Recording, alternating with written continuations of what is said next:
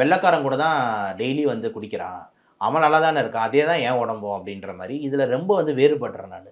First of all வெள்ளைக்காரங்களோட genetics வேற, நம்மளோட genetics வேற. வெள்ளைக்காரங்க வந்து பார்த்தீங்கன்னா, அவங்களோட பாடி, ஜீன்ஸ், வெயிட்ஸ் அவங்க.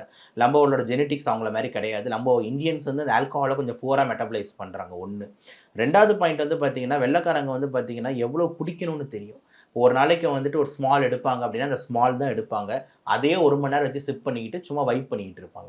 ஆனா நம்ம பாருங்க டெய்லி வந்து ஒரு குவார்ட்டர், ஒரு ஹாஃப் இப்படி தான் பேச்சே வரும். அப்படியே அந்த ஆல்கஹால் கிடைச்சா அவனாவது அது ஓசியில குடுக்குறாங்கன்னா, குடகுடன்னு குடிச்சிடுறது. ஸோ ஆல்கஹால்ன்றது நெறைய கன்சியூம் பண்றாங்க.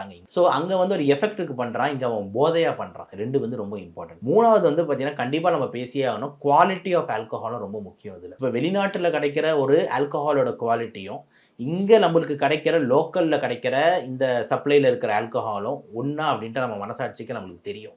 ஸோ அந்த குவாலிட்டி ஆஃப் ஆல்கஹாலும் ரொம்ப முக்கியம்.